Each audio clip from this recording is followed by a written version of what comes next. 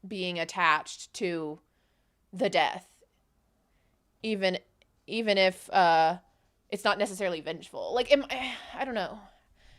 I don't know. I don't know if I agree with necessarily the terminology being used. I understand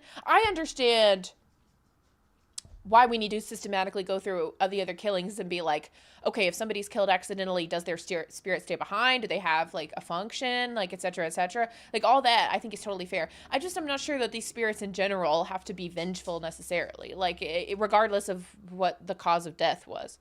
I may have missed something. I was too busy thinking about how much I hate AI and cold weather.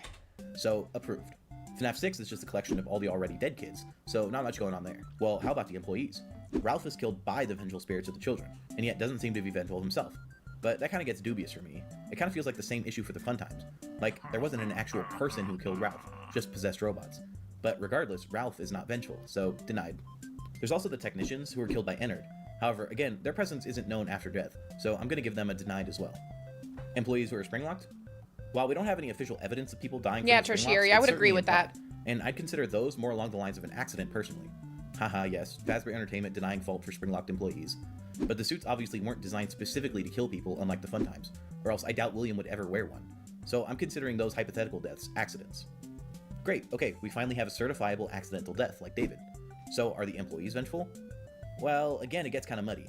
It's possible the shadows are the spirits of spring-locked employees.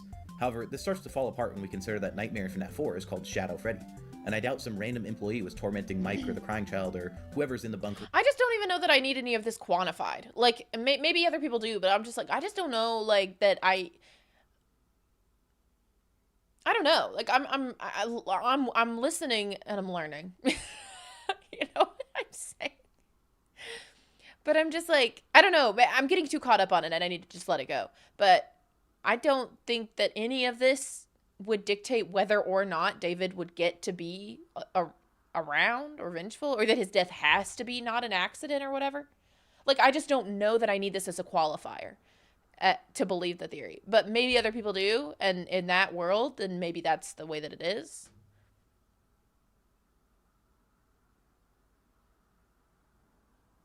So I don't know. That's just my, like, that's just my 2 cents, but I'm listening, right? Or their house or wherever. So I'm going to say this is our first case of Mrs. Trapp, fair enough. with no vengefulness. Okay, well, let's keep going and let's look into the Pizzaplex. Here's where things get real messy. Almost every single dead person in the modern era of FNAF seems to have died by the hands of Vanessa or Gregory or the animatronics, which falls into our intentional killings as determined with the sister location animatronics. It's possible that some employees around the Pizzaplex died in genuine accidents. However, with one of the mimics seemingly being in control of all of the systems, that seems doubtful. And besides, we don't see any vengeful spirits in the modern times regardless. That means we're diving straight into Secret of the Mimic. Okay, well, the first known death would be Edwin Sr., who probably just dies of old age, so I'm not even sure if that counts as an accidental death, because it seems to be from natural causes. So I'm eliminating him. Yeah, Fazbear. I think that's fair. I understand people in the comments would ask a million questions if you didn't do that. But yeah. From the runnings. Sorry, Edwin Sr. Sorry, Edwin Sr. Okay, the next death should then be Fiona, right? Most likely. However, again, this is a topic of discussion still at the moment. Some people think that she was killed by Afton. Some people think it was a genuine accident. Well, I understand. Okay, Tyrion. Okay, sorry. I see what you're saying. I understand that that the tiger seems angry and is lashing out, right, at Arnold for no discernible reason, and potentially has killed before. My thing was saying that I don't know why we would need to qualify how a spirit becomes vengeful, whether it is just it is something specific to an accidental or purposeful death necessarily. I believe that David could be a vengeful or otherwise angry killer spirit because it is a confused entity. Like, for me, I'm like, the way that we've seen the spirits be displayed, at least in some parts of the novel or books, and definitely in the Silver Eyes trilogy, and in the movie, is that they are confused. Like, in my opinion, the original FNAF animatronics are not killing people who enter the Pizzaplex because they are vengeful, you know? Like, does that make sense? Oh, fair enough, Tyrion. Yeah. But I just don't, I think again, I'm going in too hard on just what the definition of the word vengeful is now and just like what qualifies as such. But I should maybe just chill. Yeah, Soul. Yes. Charlie in the UCN says they are like animals, but she's more aware. Anyway. Yeah. Oh man, I was going to say something about F10 earlier. I got interrupted. I don't really know with what. It was my fault. Let's be clear. I don't know if it's clear to you guys, but I have a focus issue. But I was going to say earlier about F10. I was going to say if F10 killed David, I don't think that was like Fiona trying to get her child back. I would believe that's the AI responding to its warped programming based off of like the Edwin stuff, where it's like, oh, Fiona died and then you made a robot that's now Fiona. That's not, in my opinion, true. But according to the AI, as far as the AI is concerned, it's Fiona now, right? And so like, it's like, if David dies, then I can have my son. Like, I don't think that is Fiona enacting some kind of will, killing her own child. That's all I'm trying to say. That's from a while ago when we started talking about the weather. That's totally on me. Some people think she's F10N4. Some people think she just moved on. So I'm again going to call a rain check on this one. I don't think we have enough confirmed information about her death to determine any which way. Although, regardless, I wouldn't say F10N4 is particularly vengeful in the same way, even if she was possessed. So she's also getting kicked out of the runnings. Okay, I fully lost the plot here. F10's not vengeful? But, okay, so now I don't understand the metric. I really don't understand what's vengeful. What's more vengeful about David than F10?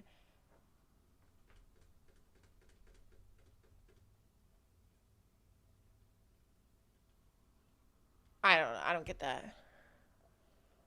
I just think there isn't a golden rule that applies to every spirit. I think it would also kind of rely on the personality of the victim and the context of how they were killed. Yeah, that's kind of like, I guess, where my head goes. It's like, I'm thinking more about like a specific victim and not necessarily like I don't know. FNAF does have rules for their spirits, so I do understand it. Fiona isn't seeking revenge for anything. Well, that depends. God. Fiona isn't even a F10. I don't even believe to be a spirit anyway, so I don't even know what I'm talking about.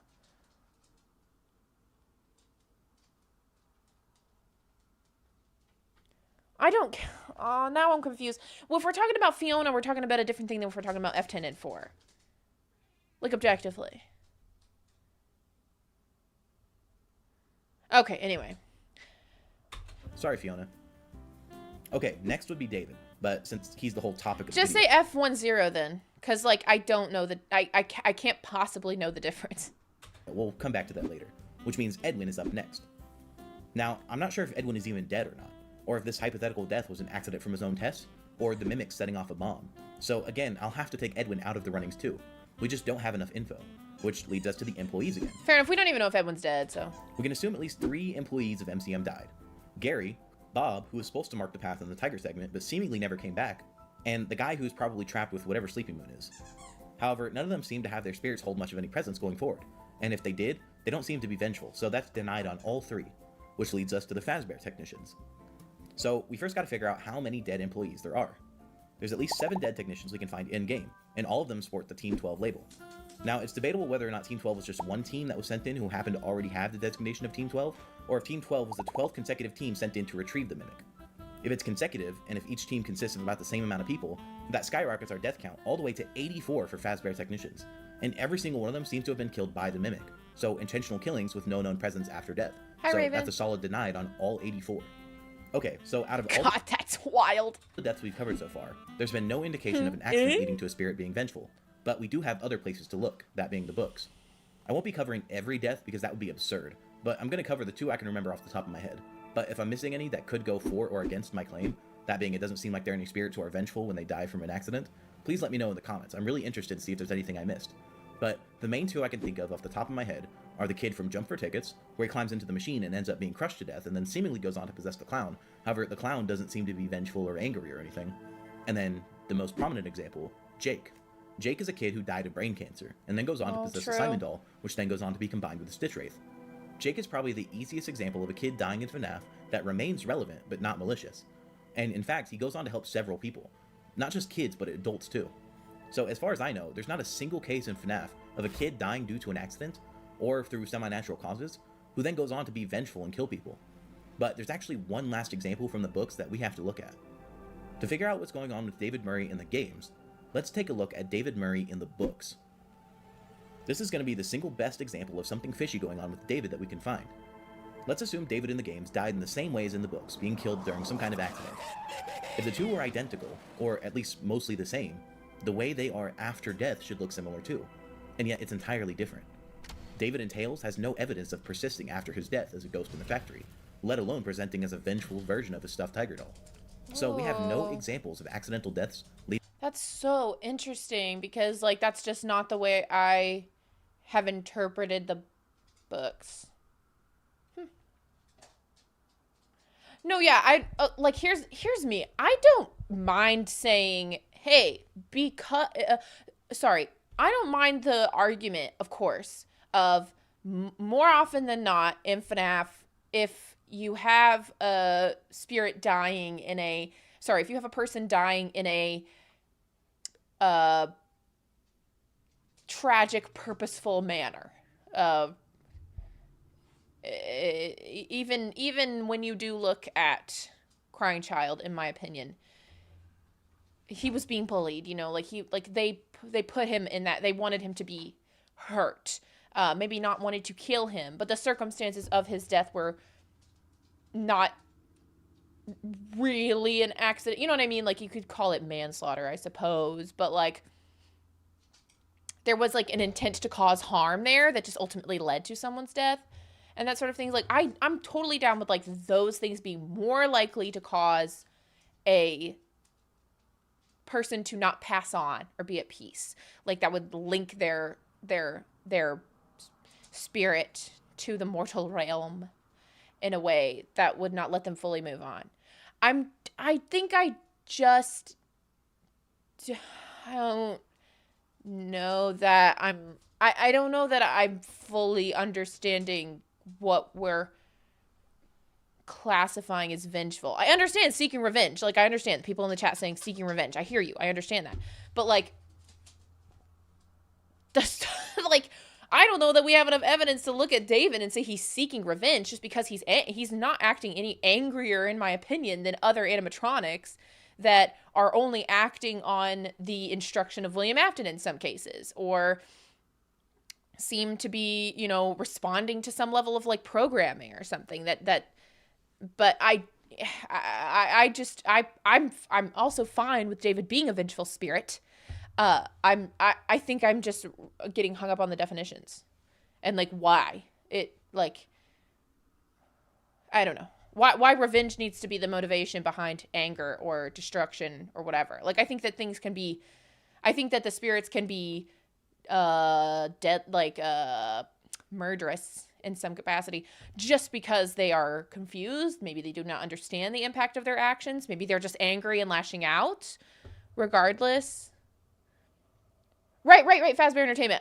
If that's the metric you're using for vengeful, that's fine. But other people are in here saying that, like, vengeful literally means seeking revenge, which I also agree with. And, like, do you see what I'm saying? Is like, I'm having conflicting narratives, I think, maybe from chat.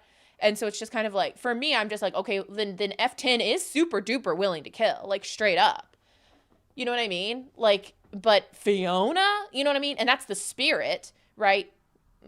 I don't even know that we have evidence that Fiona's spirit is in there. And you said inconclusive here anyway.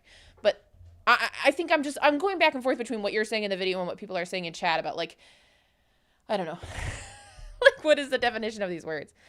I think maybe I am just so willing to put David as being murdered by William Afton in the category of plausible that like all of this feels like so much like I'm like, what? This is like making me think it less, you know what I mean?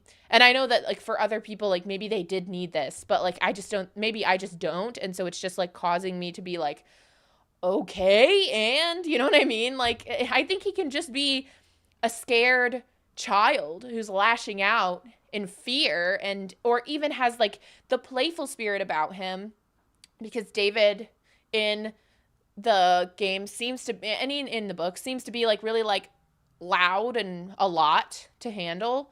So I think that he could be like, you know, even just trying to play, and he's just more powerful than he understands that he is, or whatever, or I don't know, is like really struggling. I mean, if he's so little when he died, like I can totally see that he's just struggling with being in the afterlife. And maybe he's super angry because people can't see him, can't hear him, can't help him. He's grieving, you know, like he's upset because he doesn't know where his mom is and his dad, you know, like there's so many things in my head that could make David upset, you know, like without being vengeful, which is fine. If you're just saying like willing to kill, then that clarifies a lot for me, I think. But anyway, sorry, shut up.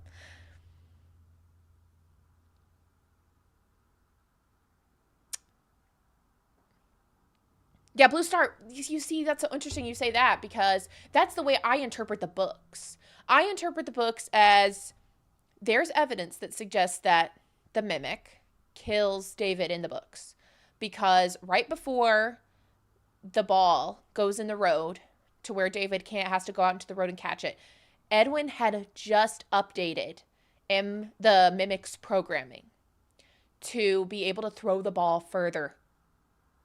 He just like given the arm like extra. Now there's other people who've said like that there's like that the mimic wasn't even like active when David ran out into the road or whatever. Fine, okay, chill. I don't think that's explicitly stated in the book one way or the other. But I do believe that personally, I see the through line that would allow for the mimic to fully believe itself to be a child at a certain point. It could, and honestly, I do believe that the mimic could have killed David entirely on accident in the book. I do believe it could very well have just been an accident of like not knowing that it could throw the ball further, or not understanding what would happen if it threw the ball further. I don't know how the door got open to where it would have gotten to the street in the first place.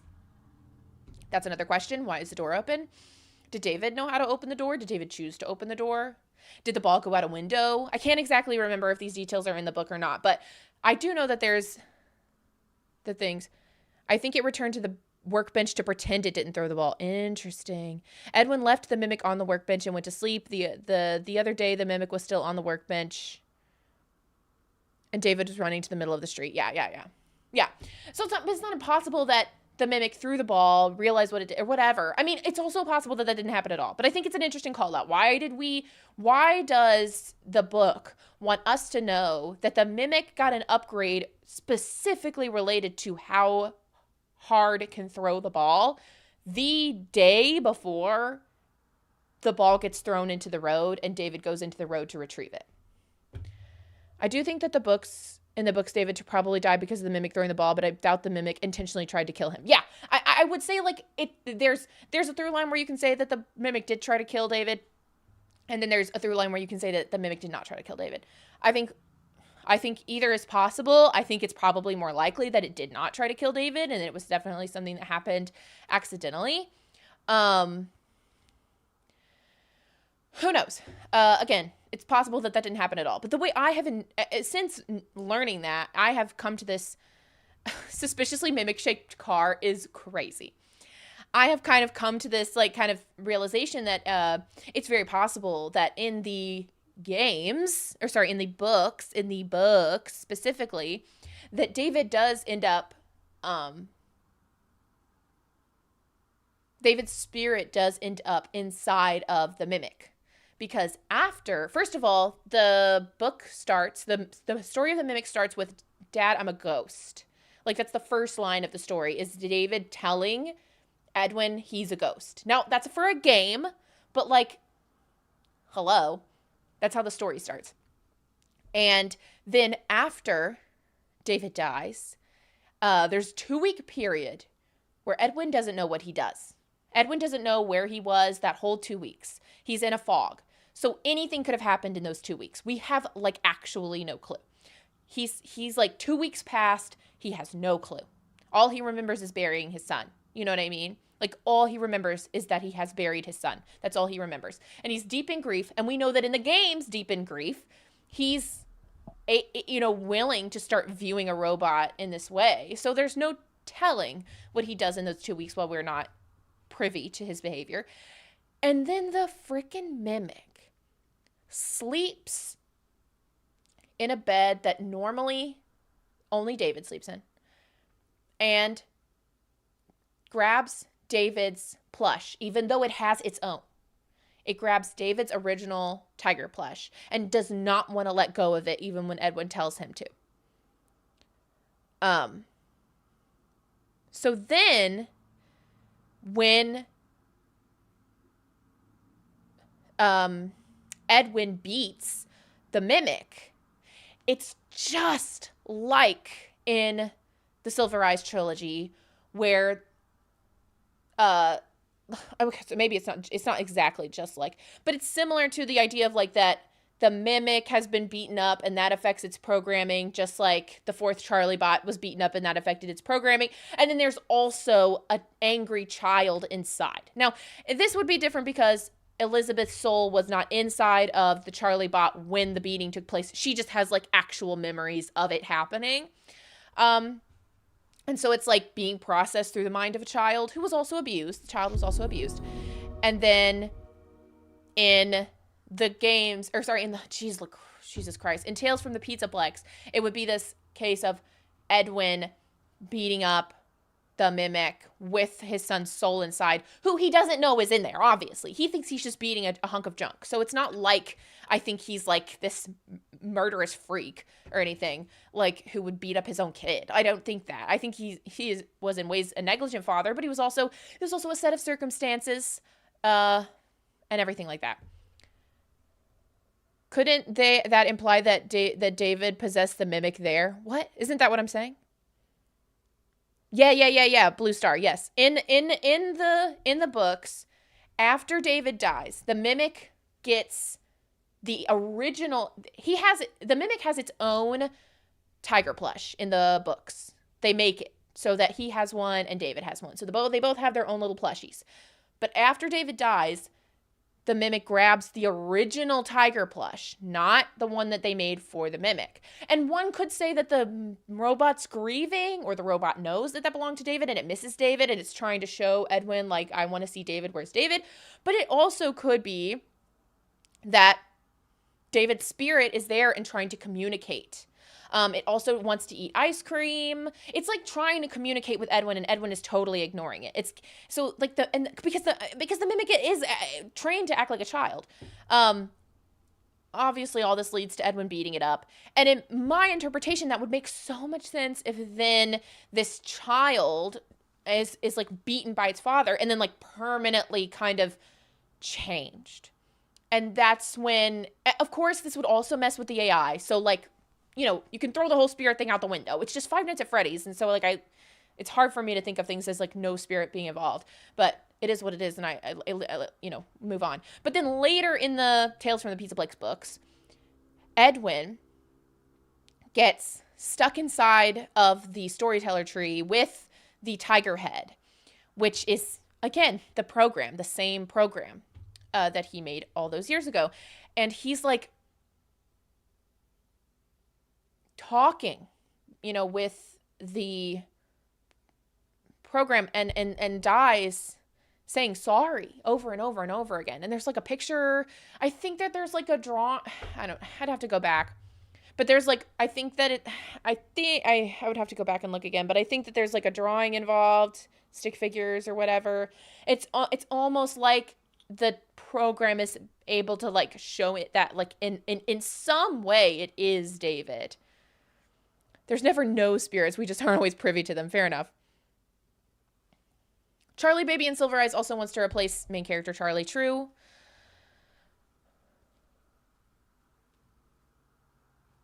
Yeah, Soul. I think that's also all a possibility. Yeah. It makes the ending storyteller where Edwin writes "I'm sorry" mean a lot more. That's what I'm saying. That's what yes.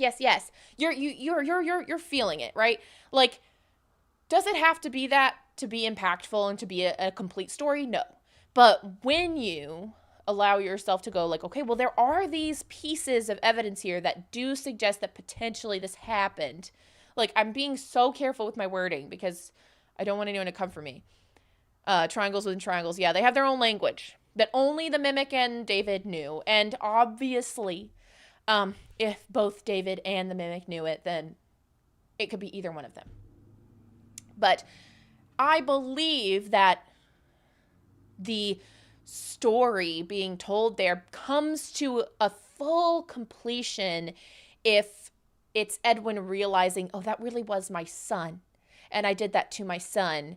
And I'm so bereaved and full of guilt and shame over my actions and stuff. And just lays there and says, I'm sorry over and over and over again until he physically can't anymore. I think that is so, the way, it's like, he says it over and over and over again. And it could be a matter of the AI not forgiving him or not wanting to let him out. And maybe he's just saying that stuff because he wants to be let out. I don't know. We weren't there for his final moments, right? We only come in the aftermath.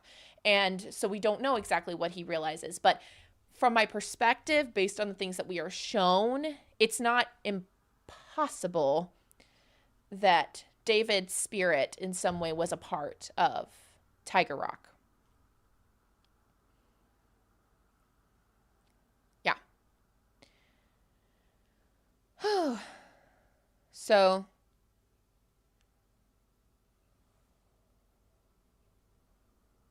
Oh my gosh, Fazbear! That's so fun! Okay, I love that. Okay, sorry. Well, I'm glad because that was the vibes that I was getting before we started watching this. So I thought that I kind of like maybe was clued into what you were talking about, and so I'm really excited. Like that makes me happy. I'm sorry that I'm so caught up on this other stuff. It's more of like an internal like I have a problem. And I think that's abundantly clear, and I think everybody knows that I have a problem. So anyway, we'll keep going. Leading to vengeful spirits in the games or books. And we have the cleanest example of their deaths being different in the games. That being the difference between the way the game and book counterparts are as spirits, or lack thereof. So what is really going on? Well, I think based on these parameters, we can rule out the car accident, based on the past history of needing to use the environment to dig deeper than what's blatantly told, and also based on the fact that his spirit seems angry. So what about I did not think that in the games that he dies by a car accident already. I think the van was a red herring. Others. Well, I won't rule any of them out just yet. Moondrop is the next theory with the most amount of likelihood to be considered an accident. However, I won't rule out the possibility of someone maliciously dropping the moon on top of him on purpose. And the other is M1 killing David, which falls in line with the funtime rules that we set up earlier. So that one is okay too. But there's one more option I personally believe to be more likely. But we'll have to look at someone else first. That being the vengeful spirit, the one William should not have killed. Right. Golden Freddy. Now, the comparisons between David as Tiger and Crying Child and Golden Freddy are numerous. Yes, I personally believe the bite victim is the vengeful spirit. Bite me about it. But the connection. Bite me about it. I love that. I want the Crying Child's name to be Cassidy. Cassidy being, even though it's clearly Dave at this point, I think. The one you should not have killed. But let's take a look at exactly how similar these two are.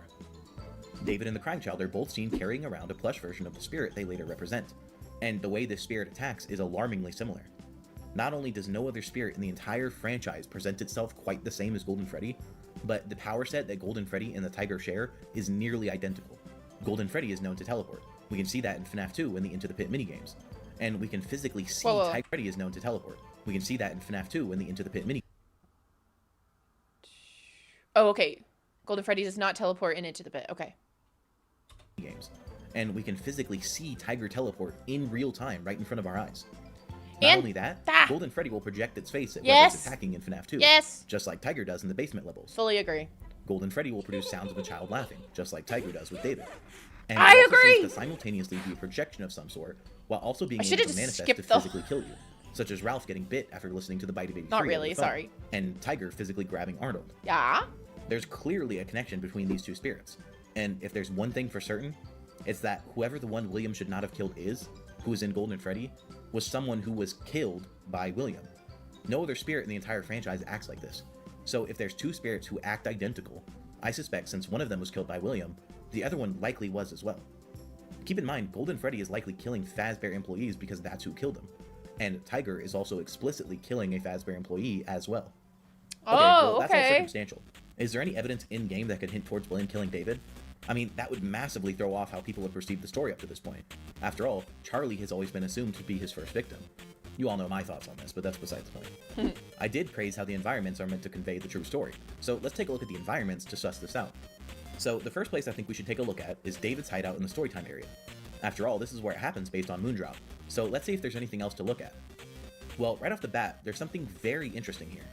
One of David's drawings has him holding a specific set of balloons. Do you recognize them? Well, you should. It's the Fazbear Entertainment logo.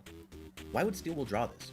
Sure, they're just balloons. It could just be coincidence. Steelwool didn't draw it. David drew it, so... I'm kidding, sorry. Hi, Burb. Hope you had fun hanging out with your man. Can't remember where I saw it, but someone said, why isn't the crying child bleeding in the Bite of 83, but when William Afton gets spring-locked, he's bleeding? Maybe he's bleeding internally? But really, they could have picked any color, but they chose these specific balloons in the exact same fashion as the logo. One slightly above the other and to the side, same orientation and everything. Yeah, but it's the is it not the opposite orientation? But this is definitely not strong evidence, just something to keep in our mind while we look. So I mean, they're in the same order. So we have a red, possible blue. connection with the balloons in this area, but there's something else here too. Up in the rafters, in one of the offices, I guess. I suppose this is a control room for the shows. But anyway, there's an audio tape from Edwin where he says, Edwin, never forget. They're behind it. He's going crazy. Don't trust Hi, them. dopamine. Never tell them. They want to destroy you. Dad was right. okay, so we have Fazbear Entertainment being connected to David with the balloons in the storytime area, alongside Edwin mysteriously saying they're behind it, they most likely being Fazbear, and David's ghost presenting exactly like one of Afton's known victims. I don't know about you, but these connections are starting to sound somewhat solid to me. But let's keep looking. I don't believe there's anything else here for us in the storytime area, but since we ended on the topic of audio logs, I'd like to take a look at another. Well, you know, you could always go with my crackpot theory that crying child is a robot, and he is, when he gets chomped down on, he doesn't bleed because he's not a kid. That's my crackpot theory. I'm not saying that I believe that, but I am saying that's my crackpot theory. That, William found the mimic and found all the ways that he could turn it into a child, and then did that. I made it a little skin suit, and it was crying child, but it wouldn't stop crying because it kept remembering that it died.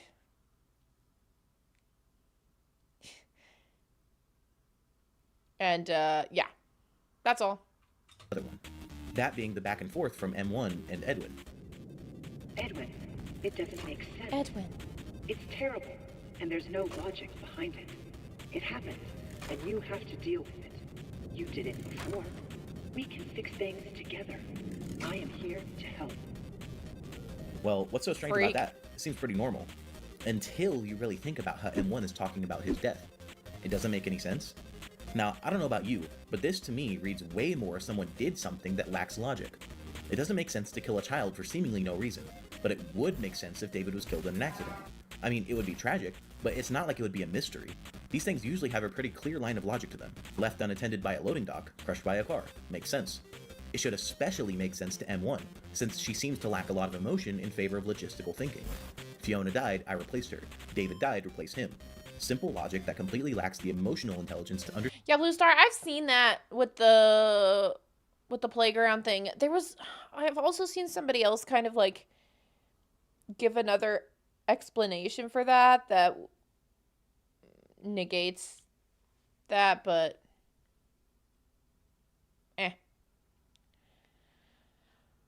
Understand that that's utterly insane. And in fact, Fiona's lack of emotion here is what seems to snap Edwin out of his delusions. For the last time, no, it wouldn't be him. Oh, who am I kidding? You're not really you. So stupid. Edwin, calm down and give it some thought. Try again. this is why you don't talk to ChatGPT about your problems. All this time wasted? I should have been having fun with him, playing games and teaching him how to make things. didn't. You. I let a machine raise my kid. You're not real. What was I thinking? You do not mean that. It is me. I'm Fiona. Stop talking like her. You're not her. Liar. Never want to hear or even think about you ever again. Ever. I'd wager a bet that if David had died in a way that had a clear cause and effect, she would probably bluntly state it. But instead, she makes note that what happened doesn't make any sense. Okay, well, maybe I'm reading into the dialogue of a robot too much. Is there anything else in-game that could suggest Afton killed David? I mean, that's a huge leap in logic to assume he'd kill that early in the timeline, right? Well, since we were just talking about Fiona, let's take a look at her. Now, I've laid out all this evidence in my Fredbarn theory already, so go check that out if you want to see it more in-depth, but I'm going to speedrun the evidence here for the sake of time. We know that Fazbear has been attending Fall Fest for a while.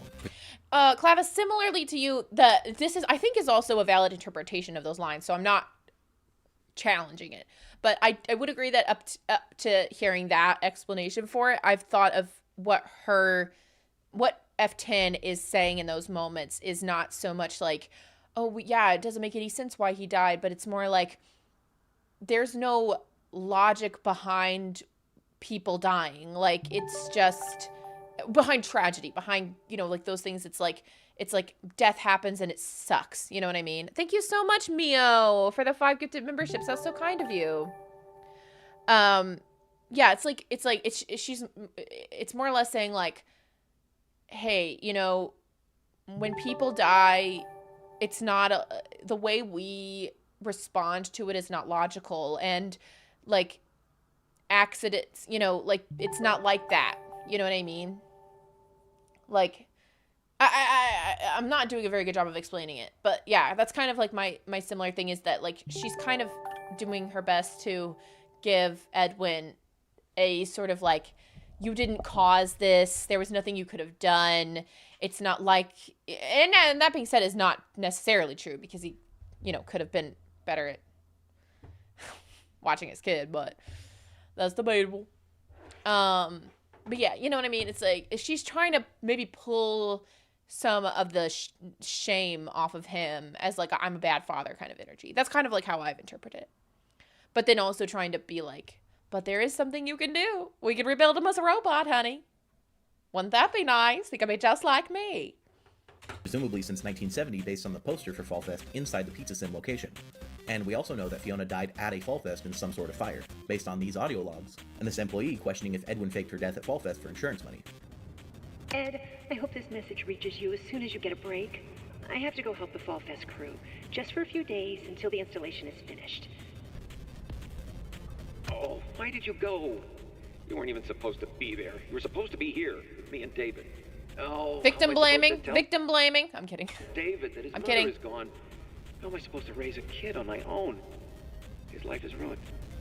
My life is ruined. Have you heard Fiona? I heard it again this morning when I was down in R&D. Very clearly through one of the vents, it was Fiona's voice. I swear to my mother's grave. I heard her and Edwin laughing and joking. Why would Edwin lie about Fall Fest? Did they fake her death for insurance money? I never did trust them. As well as Fiona's statue in Moon.exe being burned. As well as the seamstress's shop being burned to the ground in Moon.exe. And we know that Fiona not only created the puppets for MCM, but also designed the costumes. So, connecting her death to some fire that happened at Fall Fest, we can take a look at the fire in Help 1 and 2, where in one instance, it happens while playing Phaser Blast, and in the wreckage of the fire, we see Springtrap standing behind the freshly charred Carney.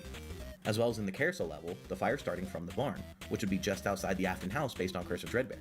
And if you've watched my Fredbarn video, you know where I'm going with this, but I believe the barn is in some way, shape, or form related to Fazbear, specifically Fredbear's under my interpretation. And in Moon.exe, we can see Sun, who is Fiona. Keep in mind, a sun is a literal ball of fire. Well, plasma realistically, but you get the idea. I get Inside it. a building, which has a bear sitting outside the left side of I the see door, the logic. in an almost identical fashion to Fredbear on the wall outside of Fredbear's family diner. And inside the cabin, there are masks, which are probably of Spring Bonnie and Fredbear, based on how they look, and notably, there's a Fredbear's family diner oven kit inside the actual oven, implying this cabin is Fredbear's. If that's Fredbear's oven and it's inside the cabin. It does look a lot alike, doesn't it? Wow. Not 1-to-1, but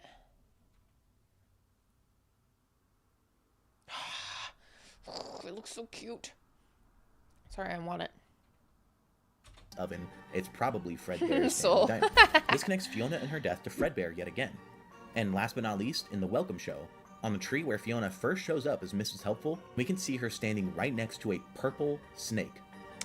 Keep in mind, Scott telling PJ, William's voice actor, that he wanted William to sound like a snake oil salesman, as well as the obvious religious imagery of the devil represented as a snake in a tree. Now, Faz, that's a good call out. I didn't know that. That's good. Zoinks.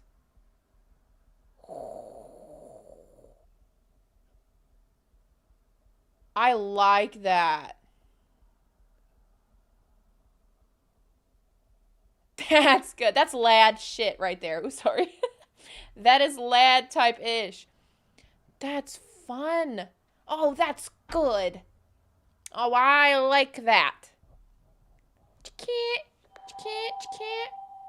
Nervous when to snake be herbal. Thank you. Oh, the flowers represent a family? Oh, we gotta get back in there and look at everything more. We gotta get back in there and look at everything more. That's smart. Man, I just haven't touched Secret of the Mimic for quite some time. I'm so glad other people exist and I'm not all alone. That's great. I love that. Oh, well, we'll put it on the docket along with every stupid other thing I've got to get done. But we should just actually go through and really pay attention to every little detail. Yeah, I mean, the idea that the flowers have, like, true faces is kind of crazy. Okay. Okay, I love that. A welcome show breakdown. Maybe I should just make a video that's like, here's a breakdown of the welcome show.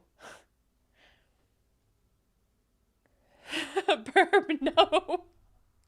Okay. All right. Paired with Henry. Guys, we are halfway through, and it only took us... How long have we been streaming? It hasn't taken that long. We didn't even start. You know what? We're making pretty good time. We're halfway through the video, and we've only been streaming for almost 2 hours, and I haven't been watching the video. We started watching the video a little into the stream. We didn't even know we were starting to watch this. I think we're doing all right. You're all real. You're all very real. William being equated to the devil is cool, but also the serpent of Eden did nothing wrong, TBH. You're right. You're right. You're right. You're right. You're right. In a way, but I have really complicated opinions on Lucifer in general. So, but just the basic biblical energy, I could totally see a situation where William lured Fiona to Fall Fest, and that's kind of really what we're seeing here. It's not so much about like, oh, I'm promising you untold knowledge or something like that, or she planned on betraying Edwin or something like that. But this could very easily just be representative of him being a snake in the grass kind of thing and being in Fiona's ear, maybe planting seeds of doubt of like, oh, you can't trust your employees to take care of this, or you can't trust Edwin to take care of this, you know, he's a bumbling buffoon, you should come to Fall Fest to make sure everything's okay. That is kind of like what I'm reading here right off the bat. I'm into that though. Fiona mentioned having a bad feeling. Exactly. So, like, she's, like, if he's in her ear, if Afton is in her ear at all, or even if she's just like, I'm worried about this guy who seems really untrustworthy, but Edwin is trusting him, then that could be something too.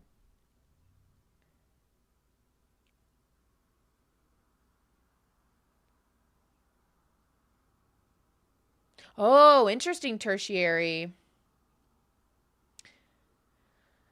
Yeah, who knows? Maybe Afton was luring her there maybe to try to get her to leave Edwin or something like that, but she didn't or didn't want to. Maybe the fire was inconsequential or due to Edwin's faulty leadership or something.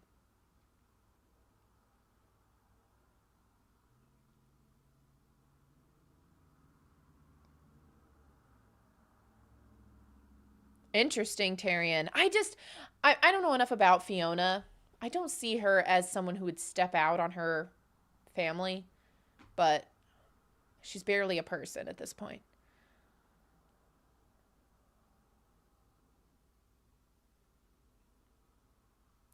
A 9-month membership? That's exciting. Some rando cigarette.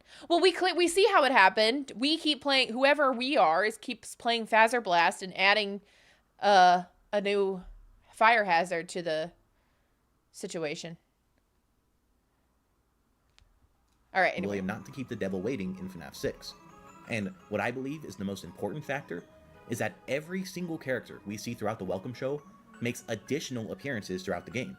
The helpfuls, obviously, but also the Jug Time Band, the birthday dog, even the damn flower drawings.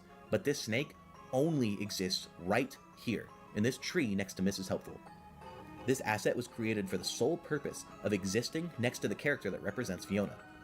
Anyways, that's all the environmental evidence of William killing Fiona at Fall Fest, but let's dive into the motivation.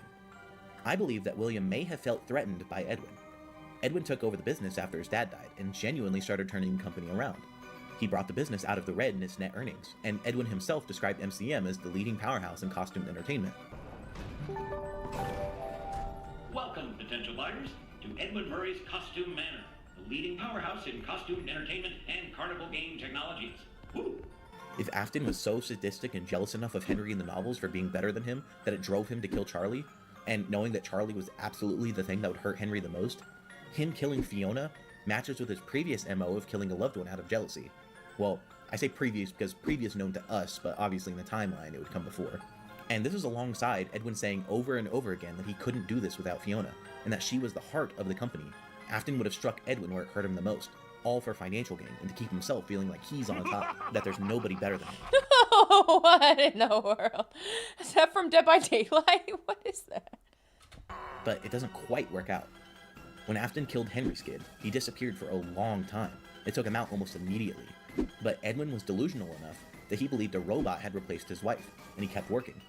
Losing Fiona had only mildly slowed him down. And even worse than that, it gave light to a brand new invention that absolutely dwarfed anything Afton was capable of, the Mimic Program. Super intelligent and able to learn roles from watching and listening. I do love this. As well as having a deep understanding. I love anything that paints William Afton as maniacal and jealous beyond belief. Like, that to me is William Afton. People disagree with me. I clocked it. I clocked it. That makes me feel so good about myself. That's literally just from me, my limited, that's from my limited exposure to Dead by Daylight. I was just like, that sounds like it was the line, or the laugh from Dead by Daylight. That's so funny.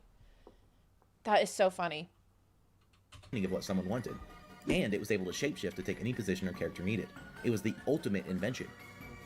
Afton tried hitting Edwin in his business this time, siphoning employees and messing with the Fazbear contract, but Edwin was relentless. Even if he lost everything else, as long as he had David, he would keep going. And so, this sets up the perfect motive for You said Henry was Fiona's sister. That's funny. Afton to have killed David. He may have even taken this lesson to heart later on when he wanted to hurt Henry. He went straight for his kid, because that's what worked to remove Edwin from the picture. Okay, that's all well and good for motive, but it's still lacking in some actual real evidence in the game. It's kind of crazy that he would do the exact same thing twice. I'm just starting to believe that Henry's entire story is different. It's mostly speculation based on character, with some minor things that could hint at it. So, what else could I pull from to solidify these connections? Well, since we were just talking— Oh my god, and Fiona's wearing purple in that picture. —about Henry, let's take a look at him. Now, I'm sure by now— Has anyone ever clocked that? She's just straight up wearing purple. Are we clocking that? I mean, I guess Edwin's wearing purple too. Maybe I should just shut up. Minor things that could hint at it. So, what else could I pull from to solidify these connections? Well, since we were just talking about Henry, let's take a look at him. Now, I'm sure by now you've all seen the parallels between Edwin and Henry. I mean, hell, before Secret of the Mimic, there were some people debating if Henry was just the game's version of Edwin, since their stories are so similar. Now, if we take that mindset, the idea that Henry and Edwin closely mirror each other, maybe we can suss something out about David's death by looking at Charlie's death. Charlie was murdered outside of a Freddy Fazbear's Pizza while the building was open, either at her own birthday or someone else's based on the way the wristbands are described in Tickets to Fun. And she had an animatronic that was meant to watch her that failed, and it traveled outside to find her corpse. Now, looking at Edwin, David died on his 5th birthday while the manor was open, because workers were actively working before the party. And he had not only a father that failed to watch him, but also an animatronic that should have been watching him too. And the animatronic goes outside to find his corpse. The parallels between David and Charlie's death are immense, and we know for a fact that William killed Charlie, which then... Yeah, why does David have so many characteristics of multiple deaths in the franchise? And why does Edwin have so many parallels to Henry's story? Can someone tell me why that is exactly? That's another thing that I've seen other people pull out Blue Star. So you're not... Oh, you're saying gets flashbacks of it. Yeah. Why is most of Henry's relevance to be parallels to other characters somehow more prominent in the game while not even having his storyline in the books and the games, only vaguely? Yeah, I don't know. Mimi, very good question. Peas me, oh. You know what I'm saying? Gives credence to the idea of William killing David if the parallels continue down that logic. Speaking of the parallels between Charlie and David, let's now take a look at Help Wanted 2. In Help Wanted 2, one of the endings requires us to go through the game collecting dolls that represent children's spirits, and one of those dolls is the puppet, which you receive through typing into a keycode 1983. When we receive this doll, it's handed to us by Glitchtrap, who represents William. Regardless of if you believe his agony or spirit is involved, the intention is clearly to showcase one of William's victims each time you do a puzzle. Yeah. Now what's interesting is that in the update that T's Secret of the Mimic, there is a new puzzle added. This puzzle gave us access to David's title. Oh, and good point. A good point. I already know what you're going to say. Good point. Is that this doll is not only handed to us by Glitchtrap again, it reuses the exact same puzzle we used to get the puppet doll. With all the previous laid out parallels between Edwin and Henry and David and Charlie, it's really fitting that both their dolls are retrieved by using the same method. And since so much about them is so similar, I find this act alone compelling for the idea of Afton killing David as well. But there's more evidence we can find for this theory using these dolls. When you redo the puzzles for gathering these dolls, you're given a particular slice of cake by Glitchtrap, instead of the dolls again. Well, except for Chica, but I'm pretty sure the puzzle was just broken with the update. If anyone can find footage of the Chica puzzle getting a cake slice before the Secret of the Mimic update, please let me know in the comments. Anyways, this cake slice is likely a reference to Help Wanted 1, where we're taking the place of Gabriel as we're about to be stuffed into Freddy by Glitchtrap.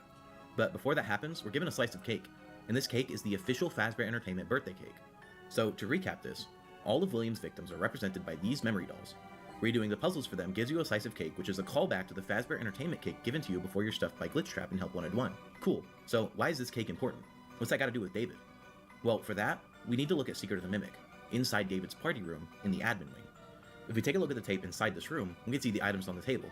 Nothing in particular seems to stand out, but the fact that nothing stands out will become important in a Raven, second. that's crazy. What does stand out in the tape is the cake that M1 bakes for David. It's relatively flat and square, a typical cake for a birthday party.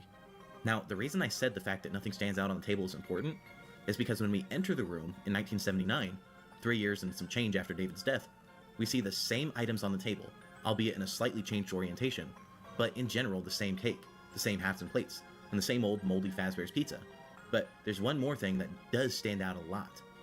Take a look at the cake given to Gabriel in Help Wanted. Now, I'm going to blow your mind with this. That's the exact same kind of cake sitting at the table of David's party. Now, pay attention to this cake slice. Every other bit of food in the party is old and moldy. However, this slice of cake is clearly pristine. It's intentionally made to draw your attention to it. The other thing that's sitting right by the cake is a Fall Fest certificate of participation. And since we've made the connection prior to Afton at Fall Fest killing Fiona, that then means that this cake slice is also likely representing something of Afton in some way. And as we've made the connection of the cake slices to Afton's victims through both Help Wanted games, that then goes on to imply that David was also one of Afton's victims, since the cake slice is at David's party, likely for David. Also keep in mind that this slice of cake is explicitly from an official Fazbear Entertainment cake, which is the second time David has been connected to them, with the first being him holding the Fazbear Entertainment balloons in his hideout. Okay, so we've got the idea of David being killed by Afton, but why make this the case? Afton wasn't needed for David's death, so why even make him kill David at all if it's true? He could have died in the same way as the books and wouldn't have changed the story, right? I don't even have anything to say. I'm like, what? That's cool. It's the same piece.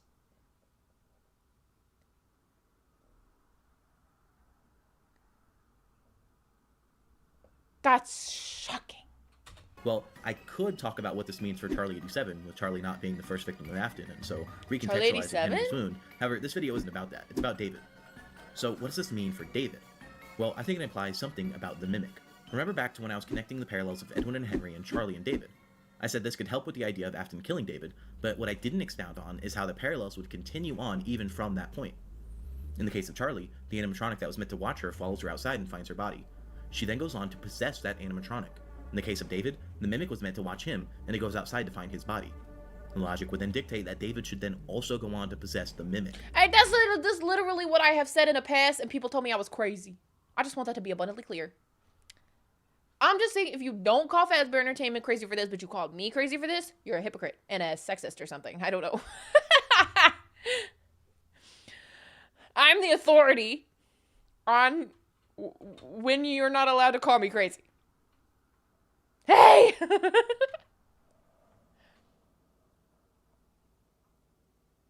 Yeah, exactly. Morse, very true. I know you're joking. I'm sorry. I'm also pretty much joking. I'm only not joking if you, honest to God, watched me talk about the mimic, which not a ton of people did, and told me, well, that's just not right. That's just not possible because the mimic wasn't close enough to David to infect him, even though that's, like, we don't know that they never got closer to each other, and not everything that has possessed the thing died exactly next to the thing. No, part of David was in the mimic for sure. When you repair him, the eyes flash the same green and blue before turning full David mode. I agree with you. Very hot take. I kind of like David possessing Mimic 2, though. I don't think it's likely. Fair enough. I don't even... that's not... For me, for here, in this moment, not a hot take. Very normal take. Lukewarm, if anything. I'm not getting... Yeah, you're not getting timed outed. You're fine. I wasn't actually... I'm on... Like, genuinely, if you think I'm crazy and Fazbear Entertainment is crazy, no issue. But if you're a hypocrite, that's where I have an issue. That's all well and good using parallels, but is there any actual evidence that makes of sense, this Seeker. within the game? Well, it's time we take a good look back at our dear friend, environmental storytelling. So, my first and favorite piece of evidence I for this love is it. the audio tape of Edwin beating M2. Let's take a listen. Oh, don't make me listen to this. Every time someone makes me listen to this in a video, you are hurting me. You are doing psychic damage to me, and you're mean, and you're bad.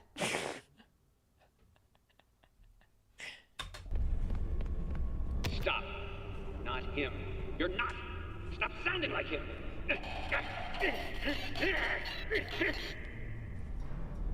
Now, this by itself isn't really all that much. In fact, it kind of implies the exact opposite, right?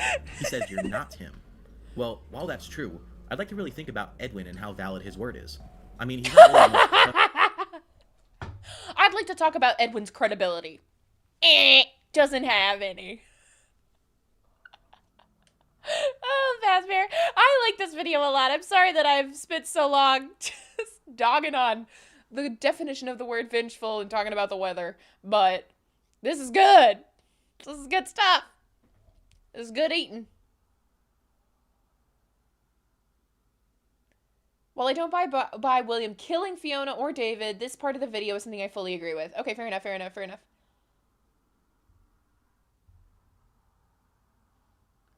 Very... It plays many times? Oh my god, I'm getting tortured. ...trustworthy person when it comes to his opinion on things. He's constantly... I hate his opinion on, like, almost everything. Wow, yes, Edwin slander. Stuff. He thinks David's playground is safe. He thinks William is his friend, etc. I wouldn't really take... Yeah. No, keep going. He thinks his employees are his friends as well. Edwin at face value for this. How would he know to begin with? But again, I said we look at the environment of the game. So let's take a look around where this audio log is found. We're in this room with a mail log and a cleanovac and some other stuff. Not much going on. But directly below us, probably 30 feet away, right after we listen to the audio... Morse, you're so right. Is it a purple bow tie, though? Just because, like, Edwin's whole thing is a purple bow tie? That's true, Burb. You can't prove in a court of law that I'm lying and being malicious in my lies. Yeah. Every time it's purple but related to a bow tie, it's hard for me. Nowadays. But the frickin' Fredbear's got a frickin' purple bow tie. They shouldn't have given Edwin a purple bow tie. I'm just going to say it right now. Could have been any other color, girl. Could have been any other color. You could have just given him an orange one. Could have given a green one. Well, both of those colors actually have significance already. So maybe a blue one. Maybe pink. Maybe it could have had a pattern.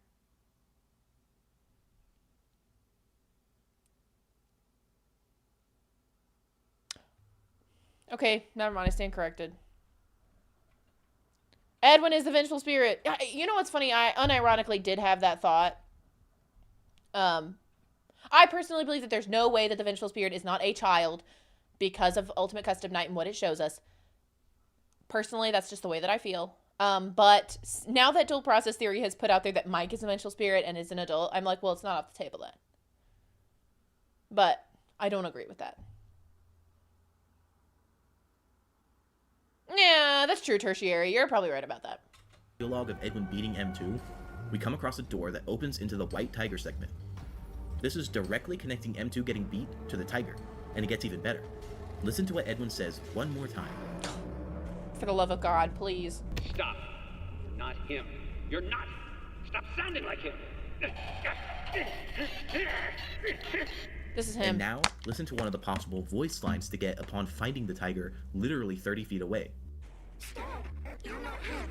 You're not! Stop sounding like him! Stop sounding like him! You're not! Stop sounding like him! Yeah. Now, since the tiger is almost certainly David's ghost... Whoa, hold on now. Now, I know this is a debated topic still, but aside from all the evidence points you've probably already heard by now, such as Tiger's connections to Golden Freddy, with Golden Freddy being a ghost and whatnot, this is my I've come across what I believe to be actual pretty good evidence of Tiger being David's ghost.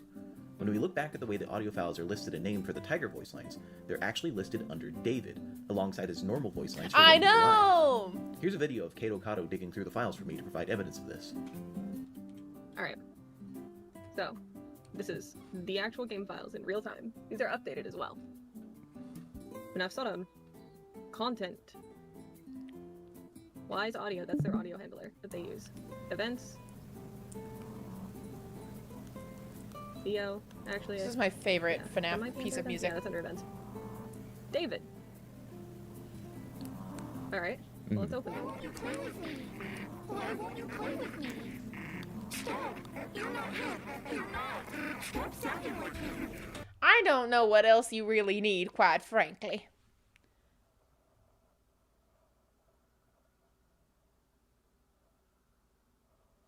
Fair enough, Blue. We do love a Kato shout out.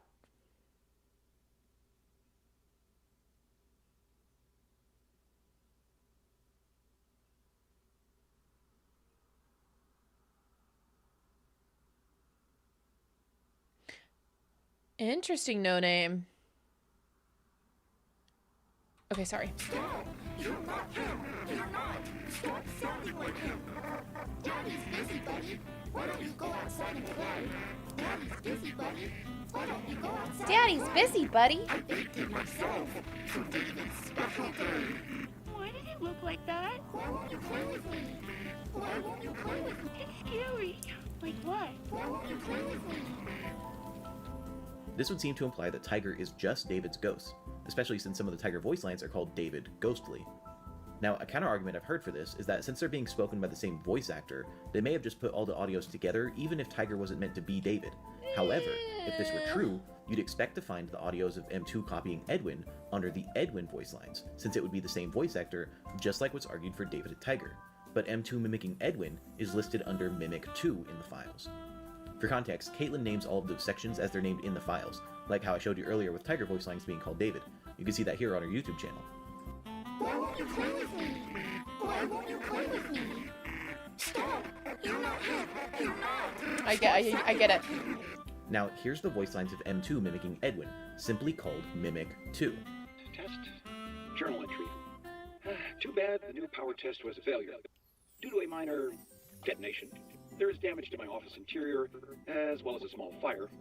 Note to self. Well, Seeker, tell me if I'm wrong here. Is there no significant possibility that David exists in the costume, and M2 is what inhabits the costume? No, it's okay, Fazbear. I'm sorry. I'm being crazy. I understand the point to drive it home. You want to drive it home. You're not. Stop sounding like him. It's worth emphasizing. Welcome, potential buyers, to Edwin Murray's Costume Manor, the leading powerhouse in costume entertainment and carnival game technologies. Woo! Tickets, please. I don't think it's possible. What do you think? I just finished mine. So they definitely separate the voice lines based on what character is meant to be saying them, not based on which voice actor is saying them, meaning Tiger is almost certainly just David's ghost. Anyways, I just wanted to provide evidence and context for this claim. Back to the regular video. Why on earth would it be mimicking M2 getting beat?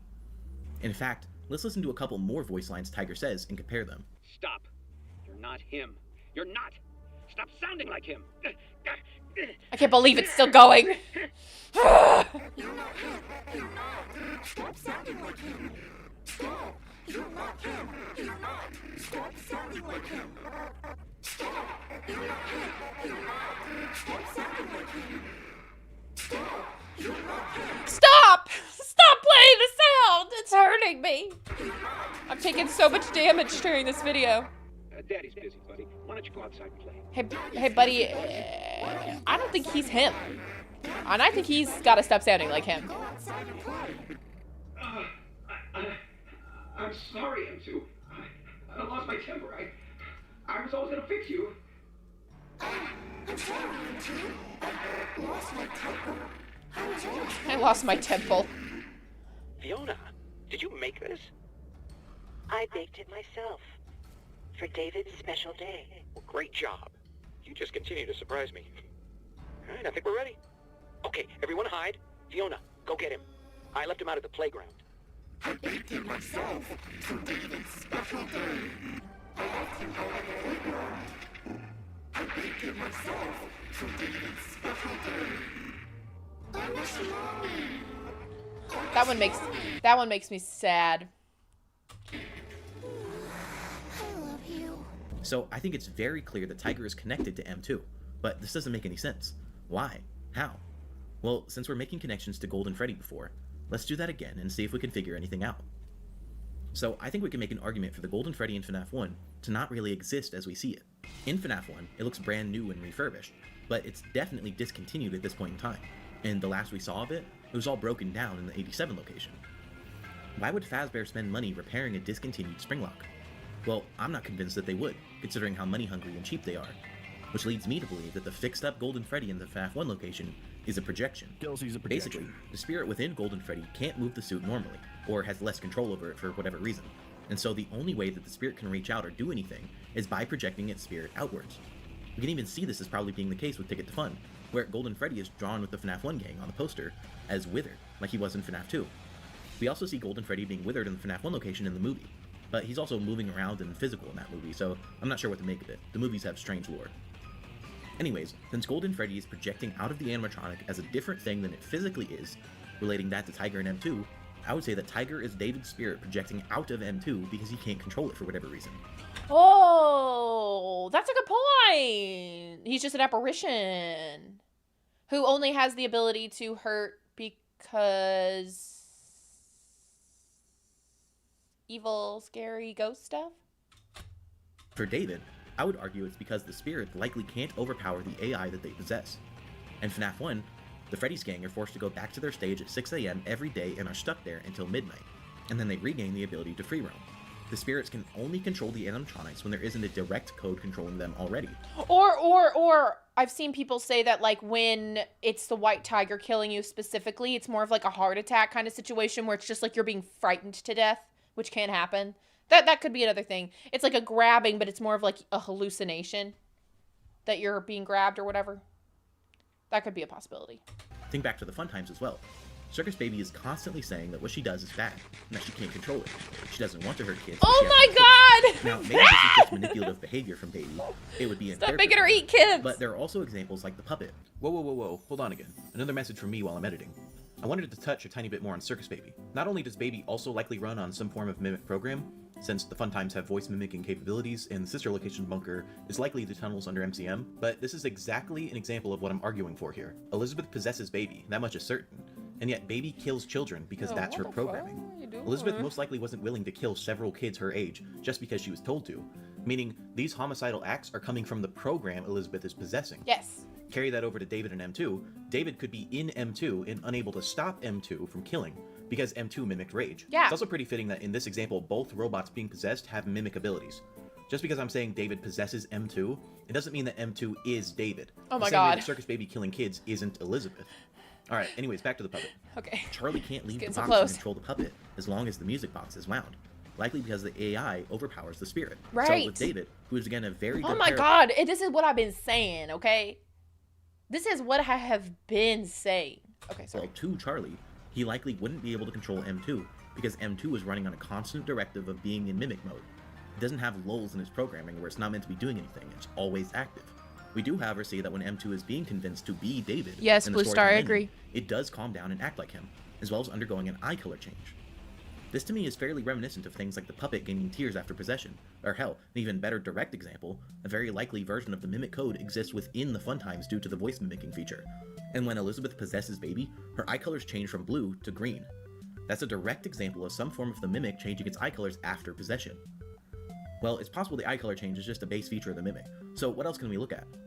Well, all throughout the game, we're talking to Dispatch, who is M1, but when we get to reveal that M1 has been dispatched the whole time, she's only subtitled as F10 and 4 from that point on.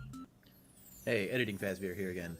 I just needed to come in to clarify. I was double checking and I replayed that section of the game. It says F10 and 4 when you first enter the room, but then continues to say Fiona after that. But I checked the patch notes and it does say that it was supposed to be fixed to say F10 and 4. So I'm not sure what's going on. I think maybe the game is bugged. But this is... God, that's highly frustrating.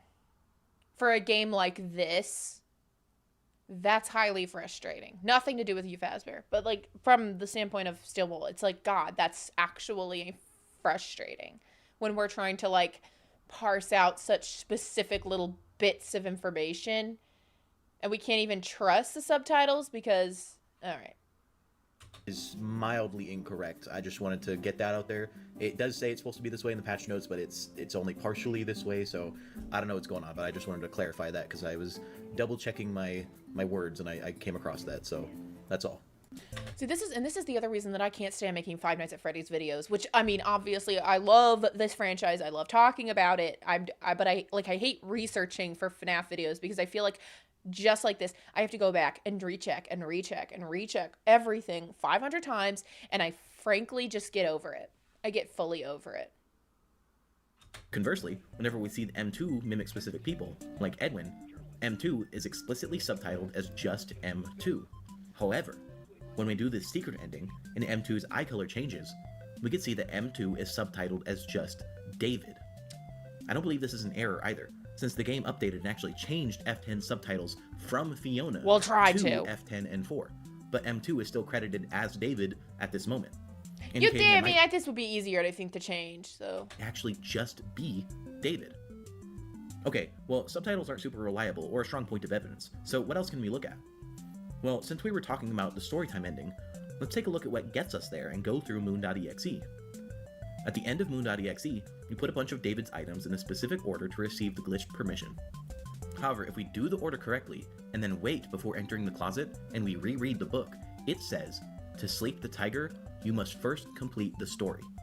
Then, when we receive the permission and go on to read a story to M2, which puts him to bed, he says goodnight. So, completing the story sleeps the tiger, and by completing the story, we put M2 to sleep. I love We can also be fairly certain that the tiger is David's spirit, and the game is straight up telling us the tiger is M2 in this scenario. Okay, so Afton might have killed David, and David probably possesses M2. Cool. What does that mean, though? What's the point? I mean, I know a lot of you probably dislike what this would mean for the story if it were true. Well, what we think might be best for the story isn't always what actually is best. Think about Tales games. So much of the community thought that having Tales not be canon to the games would be bad for the story.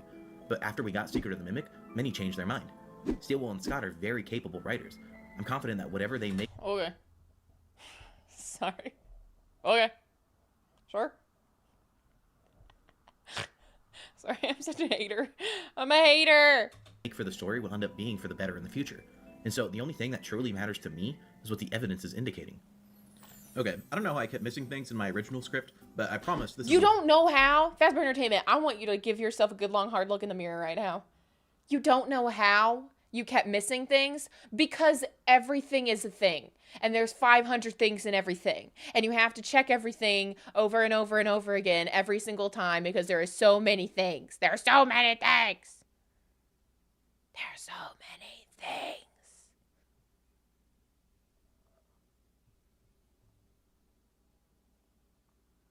He said competent, not confident, right? Secret of the Mimic, many changed their mind. Steelwell and Scott are very capable writers. Capable.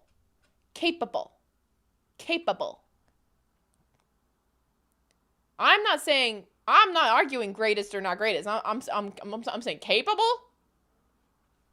Sorry. But I promise this is the last one. I came to the conclusion of William killing David, but I didn't really expound on it any more than that. However, I believe if this is true, it could explain a couple of things. So consider this. We know that M1 told Edwin to keep her hidden from the rest of the staff.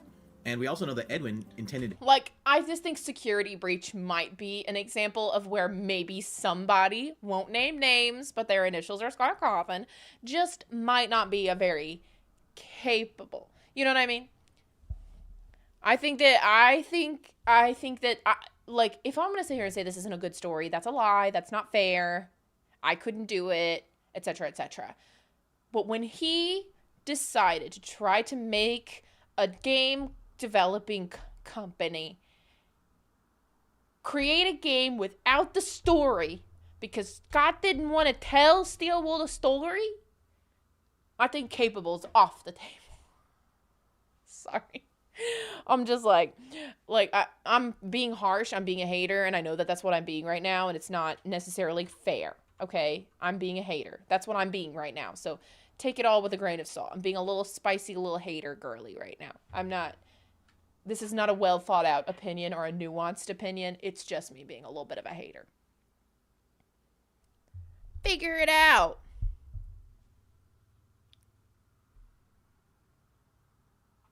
Robots can smell?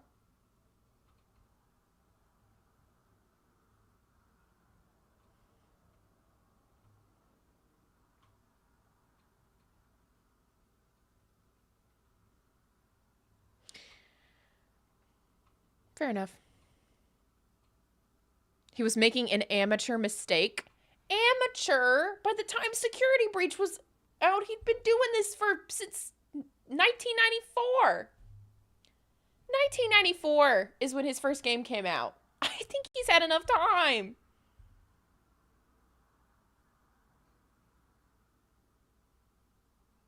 Thank you, Raven. Look again. I'm not being nuanced right now. I'm just being a hater. It is what it is. I'm just being a goober. Calling him an amateur by the time Security Breach came out, nuts. Not an excuse. He did make a mistake, though, and he has corrected it since. And I will give you that. Certainly that. He has definitely grown as a person. He's capable of evolving, changing, growing, getting better, being better. Love that for him. Don't want to doubt that. Again, was not giving a nuanced opinion. Was giving a haterade-fueled opinion. Scott is at fault. It's Scott's story. It's Scott's company. Scott's the one with the most money. I don't care. It's his fault.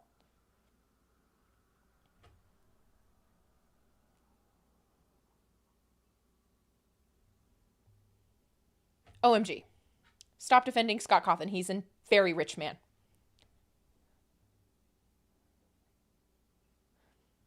Okay. I'm done. I'm on my way. He's a flawed man. That's okay. It's okay to be flawed. M1 originally to wear different costumes. But he charged money for that. Around the manor. Now, that's why they made the DLC free. One of the major things that's been missing from Secret of the Mimic is the usage of the glitch trap costume, or an explanation of where it came from and why it's important. It may be possible that William lured David in the glitch trap costume, David believing it to be M1 because he was used to her wearing costumes like this, and William could have killed him then. This would keep the... He's so creepy when he do that. If I saw this in VR, I would poop in my pants. Of Edwin. Also, there are purple party hats here. I just want to call out. There are purple party hats here, and in that drawing in David's hideout in Secret of the Mimic, purple party hat on his head. And being at fault by saying the playground is safe, it may not have necessarily been about a car that was being set up, but it being open for David to be lured away and killed. If you believe Glitch Trap is M2, this may explain why M2 chooses this persona. It's a manifestation of David's specific trauma with this character. Now, another strange issue that's been bugging me since Secret of the Mimic's release is the fact that M2 shoves bodies into the suits after they're dead. This had previously been assumed to be an Afton-specific trait, and yet, with M2 doing it... I'm so sorry, Rebecca. For the MCI, it seemed that Afton had mimicked the Mimic. However, if Afton had killed David, it's possible that he shoved David into the tiger suit after he killed him, explaining David's connections with Tiger outside of it just being his favorite plush. Okay. Just to settle the score, I do believe that Steelwool does own some responsibility for the security breach stuff. But I also do give both parties a level of grace because it was also during the pandemic and they had to keep delaying the game, and it was Steelwool's first big AAA project, for what it's worth. I understand that there's a lot of nuance. Okay. And then when M1 Not a nuanced opinion that I was giving there. Just a haterade-fueled comment. found David's body, it was ingrained into the Mimic's code that dead bodies are to be shoved into suits. So when the code of M1 was copied over into M2, and after M2 learned violence, it shoved bodies into suits, since it saw that's what had happened to David when it... Not a bad point.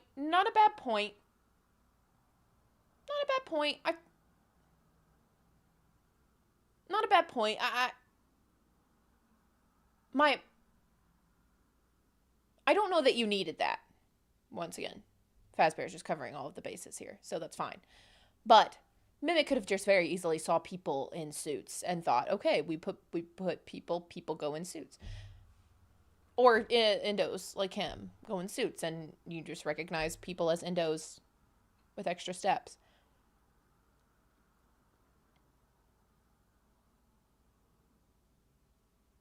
Yeah, Game Slayer. I agree. Yeah, so.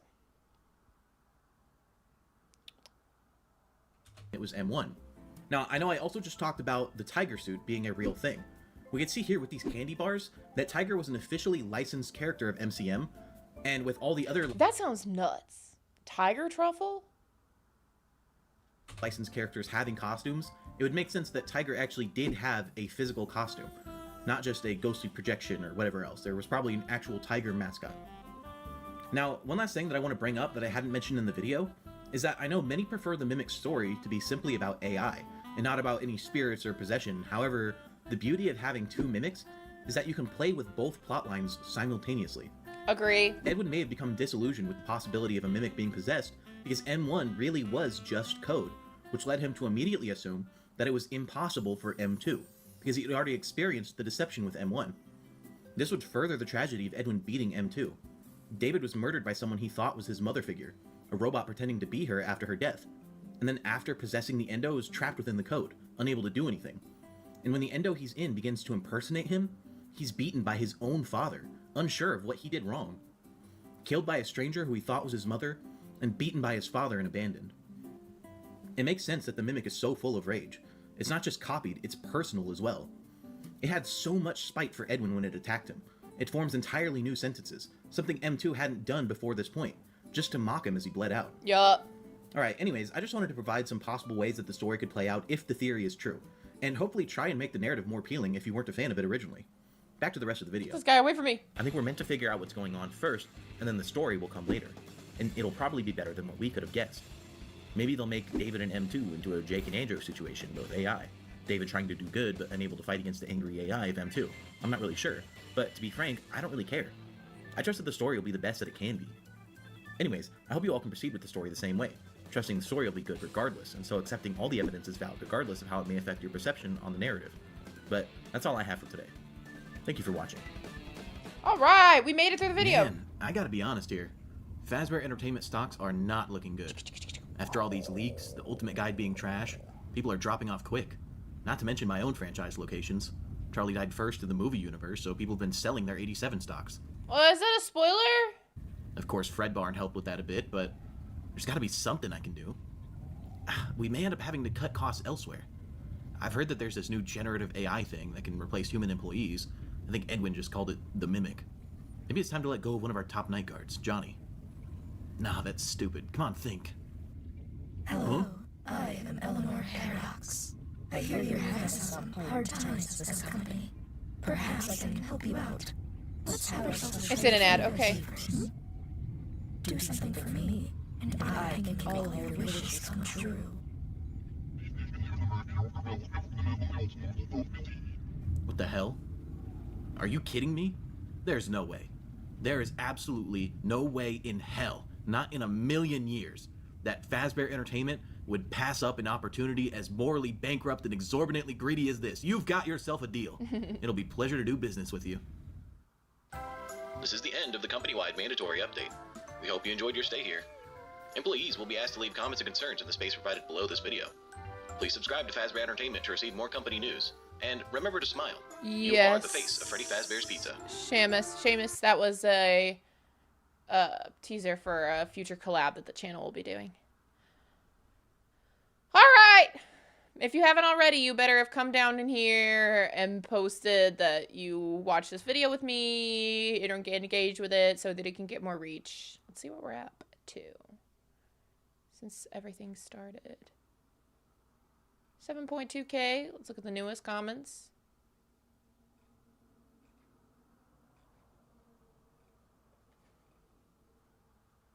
Oh my gosh! Pablo helped you out. Thanks, Pablo. I don't see any other people that I recognize. Oh, there's Nika. There's Nika. There's a Fazbear Entertainment clone. That's funny. BV, let's go. Let's go.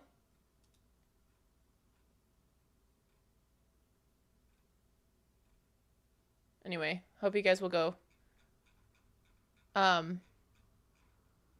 support the video. Okay. Thanks, guys. You can't really see out my window anymore. There's something going on out there, so I'm not really worried about it. It's dark. Yeah. That was good. I just, first of all, love anybody that thinks that David's spirit is present in the games, because I super agree. Definitely believe so. 2, love when people paint William as a psychopath who is so jealous of other people that he would straight up destroy entire families and companies, etc., just to make himself look better by comparison. Love that stuff. And appreciate any connections that can be made to like the M2 versus David kind of stuff. Don't think David has to be killed by William for those things to happen, but I do agree with your assessment that like it seems that William's victims in that way in particular do seem to have more maybe like agency over their deaths, like the particularly tragic ones, personal ones, which that would have been. It would thematically work if Afton did it. Yeah, that's just a very good way to sum it up. I would agree, and so I don't think it has to be that way. I don't think that Fazbear Entertainment is necessarily saying it has to be that way, but I do agree with the story element of it being good, and we do see Afton already getting really shady and doing shady stuff. The call out of the snake is crazy. I do love that. It makes me want to do just like a video being like, I know a lot of people have said all these things already, but here's just a video that's just the welcome show and the goodbye show, maybe even. Or the goodbye song, and just kind of like delving into those things. Maybe someone's already done that. Maybe I'll be no better, but maybe it would help me. Fun fact, the official Fredbear plush replica comes with a collectible card with it.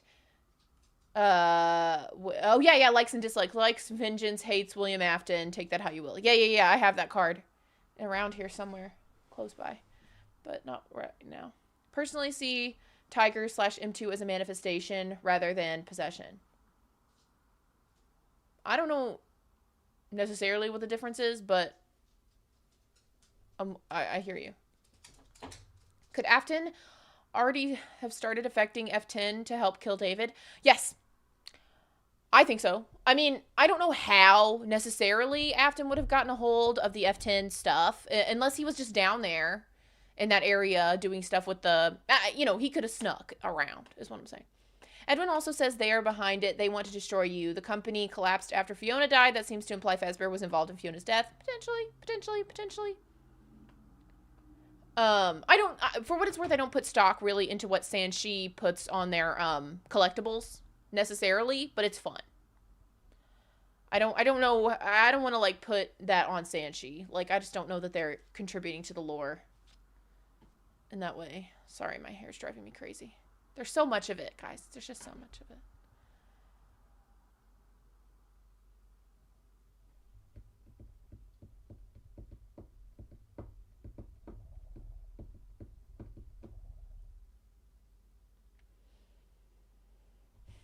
But yeah, I think probably Afton was hi Speedy. Yeah, I think Afton was probably like, I mean, I can believe that Afton was messing with MCM in a number of ways. So I don't think it's anywhere near impossible that one of the ways that he would have messed with them would have been to get access to F10. Especially since we do know that an employee heard Fiona's voice when it was F10 or M1. And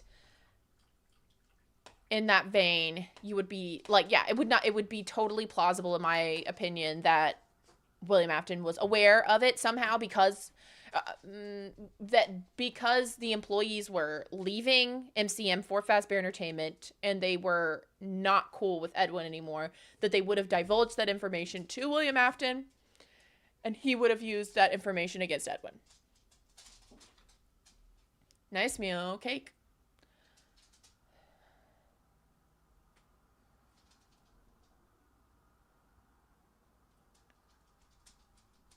Non-canonical places? What?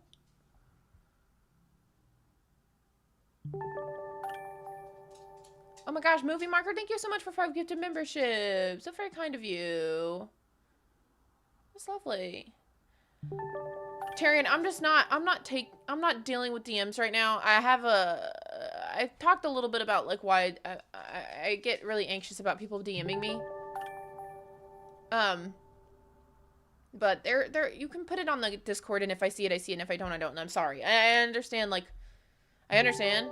I'm just asking this for people to just not DM me on Discord right now. I have it open in case somebody needs to talk about something very serious that happens in the Discord that they want to be private about. Like, I understand that, so I don't want to fully take away that ability of people because, you know, there have been situations, like, they're not with me, but like, okay, thank you, Tyrion. You know, where like maybe it would be important for somebody to send a DM instead of trying to put it in the chat, or in the Discord. But both Elizabeth and the Fredbear plush have 2 little buttons, and both wear the same type of bow. I only noticed when seeing them side by side, and it feels so obvious now. The plush baby, is that what you're referring to?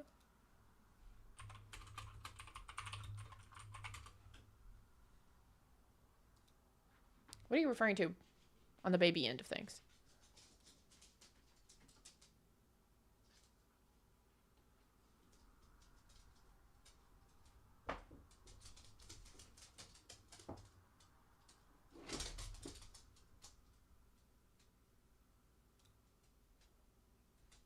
I'm not seeing it. No, Elizabeth Sprite. Oh, Elizabeth? Oh, her bow. Oh my gosh. Okay. Like her little hair bow. Is that what you're saying? Her hair bow?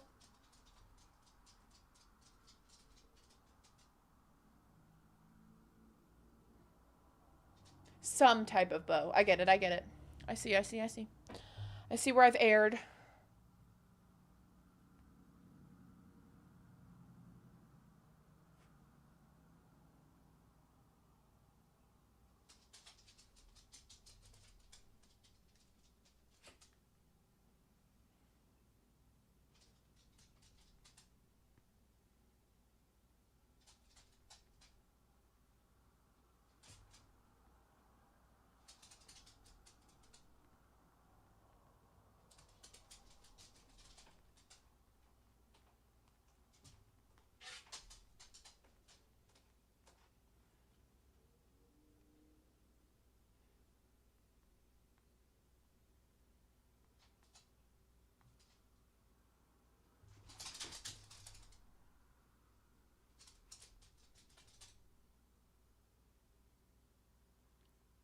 Okie dokie. I know. I'm going to be seeing the FNAF movie tomorrow night. I am asking that nobody give spoilers until the end of December in chats because I just don't want to, but we will, I'll upload a video Friday about my thoughts on the FNAF movie. And I think maybe Friday Friday we'll just maybe do like a marathon stream where people can come in and give spoilers, and I'll just like put that in the title, like don't click on this if you haven't seen the FNAF movie, and then we can just get it all out of our systems on Friday night for the people who saw it early and want to talk about it. But then we'll give everybody some time to see it before we talk about it in chat, because I do want to be mindful of people who can't just go see a movie on opening night, and I don't know when they're going to release it on Paramount for streaming. I don't even know if they'll do that early. Last time they released them simultaneously. I don't think that they're doing that this time. So we'll give it some time. Thanks for watching. It was a lot of fun. Aw, of course. I was happy to watch it. When you dropped it in the Shameless Self promo, like right as I was about to go live. So I was just like, okay, well maybe we can just do that. Nice, Raven. But yeah, so we'll see. I don't know. We'll play it. We'll play it by ear. But I really would like ask it just for the people who are here. I'll get popcorn probably, but not the specialty bowl because I can't get the one that I want. Oh my heavens, guys, chill. Oh my gosh, Ciabatta, stop. Zeke, come over here. Sit. He's being crazy. What was the last thing I was gonna say? Oh yeah, I would just ask, for those of you who are here right now watching, I would really super duper appreciate it if for my videos specifically, in my streams specifically, that we not do FNAF spoilers until January. Just give people a month to get it out of their system. If I make a video about the movie, sure, go straight for it in the comments there. People should know not to click on a video about the movie. So if you have anything about that, if you are in my Discord, there's a FNAF spoilers channel. So you can post anything in there about the FNAF movie. You don't need to mark it as spoiler. It's in the FNAF spoilers channel. People should not open that up until they see the movie, obviously. But just please, please, please give people a chance to go see it without the spoilers, because some people are like me and like, yes, of course, I'll still go enjoy the movie, but it really dampens my spirits when I see a spoiler, when I'm trying really hard to avoid it. So like, I'm trusting that people aren't on their social media just scrolling through and things like that. But when we're in the stream, they shouldn't be barred from my streams because people are posting FNAF spoilers. I know not everybody who's here is going to necessarily be in future streams, but I'm just asking the people who are here right now. Like, if you pop into any of my other streams after today, up until January, if I don't explicitly say in the title that it's a FNAF movie stream, then please, please, please, just don't bring it up in here, you know? And I'll try to do the pinned comment for the remainder of December, just so people know. But, nice, Seeker. But I know for me, it like does like get to me so bad when I see spoilers, even though I'd like to be somebody who's just like, hey, just go enjoy the movie. Who cares? And some movies I don't care as much as others, but like obviously for stuff like this, that's like, oh my God, the camera's backwards, so I can't see which hair I'm pulling. Obviously for movies like this, I really do want to go into it blind. I hope that's fair. I hope that's okay. I hope that, like, I'll give you enough opportunities to talk about it in my community, you know? I hope that we're good. Hope all the theorists use FNAF 2 spoilers in any movie chat. Yeah.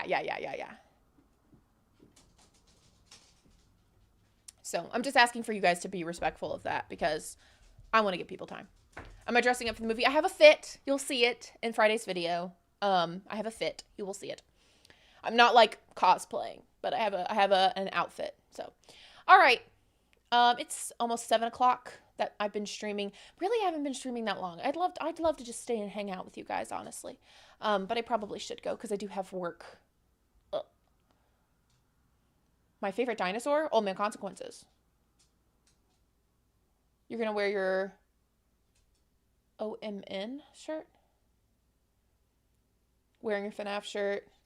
I hope people are like fully dressed up. I'll be excited. Same t-shirt as last time. Nice. I hope people do fully dress up. I just don't have it. Oh, one more night. Okay, I'm sorry. I'm stupid. OMC mention. I can't stop myself. But yeah, I hope that you guys have a good night and day or whatever time it is wherever you are.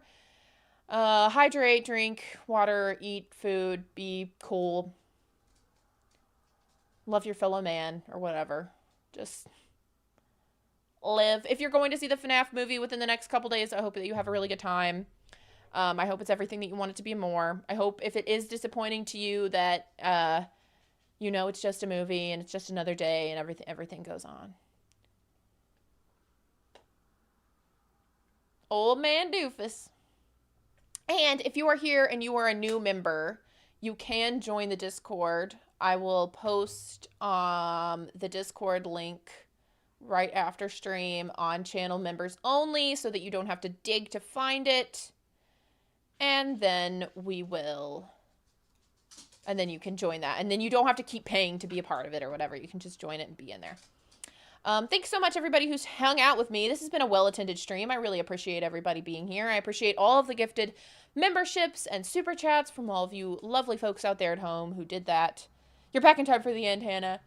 I will see you all Friday. I think we will just do like a marathon stream Friday night, and I'll just we'll just chat well into the evening. Who cares? Other than that, I think that you should go subscribe to Fazbear Entertainment. The link is in the chat, the pinned comment. I don't know where that is. It's here for me. I don't know where it is for you guys. Wherever the chat appears. Watch it. Go subscribe. Okay. Bye. Okay, bye. Oh.